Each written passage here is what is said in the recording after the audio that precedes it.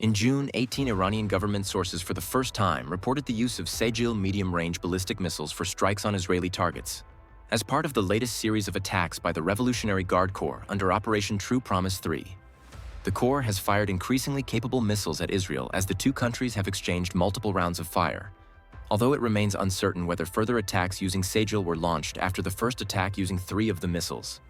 Developed from the early 2000s, the Sejil was one of Iran's first missile class which used a solid fuel composite, allowing it to be stored fully fueled and thus minimizing its launch time. This made the missile and its associated launch vehicle far more survivable before firing, increasing the challenges for hostile aircraft, such as the Israeli fighters currently operating around Iranian airspace, when seeking to target it. Following Iran's licensed production of the North Korean Hwasong-7 as the Shahab-3 from the late 1990s, which provided the country with its first medium-range ballistic missile capability, the Revolutionary Guard Corps reportedly procured longer-range North Korean Hwasong-10 ballistic missiles in the mid-2000s. The Hwasong-10 may have been intended as a stopgap until the indigenous Sejil was ready for service. Multiple reports have indicated that the Sejil was developed with extensive North Korean assistance and made significant use of components from the East Asian country at least for its initial production models. Subsequent further indigenization of production lines has been speculated.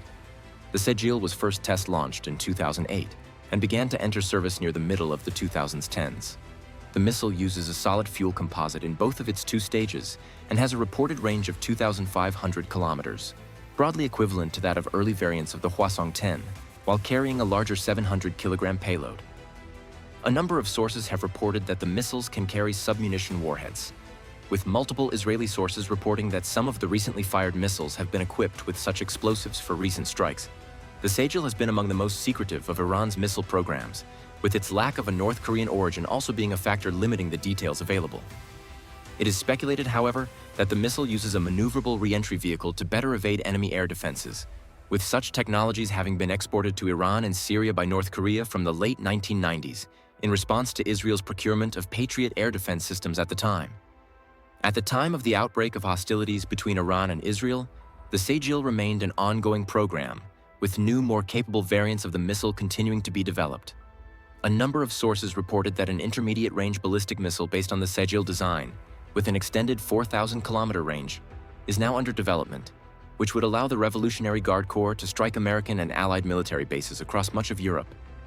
Iran's ability to target distant American military facilities, the large majority of which lack ballistic missile defenses, is thought to have contributed to deterring American intervention to more actively aid Israel's ongoing offensives. A major shortcoming of Iran's missile arsenal is its lack of chemical or nuclear warheads, which has limited its potential compared to the arsenal fielded by North Korea and formerly by Syria.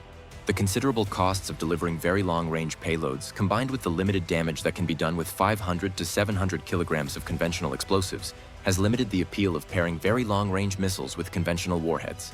The Iranian civilian government has prohibited the development of unconventional warheads, which has been increasingly widely criticized domestically for constraining the country's missile deterrent. Although the Sejil was previously considered to stand at the high end of the Iranian arsenal, its standing has diminished significantly as more sophisticated missile classes having been brought into service. The hypersonic glide vehicle-equipped Fatah missile, which also saw its first combat use on June 18th, is currently considered among the most capable both in the Middle East and in the wider world due to its advanced penetrative capabilities. That's all for today's update. Please subscribe and like this video.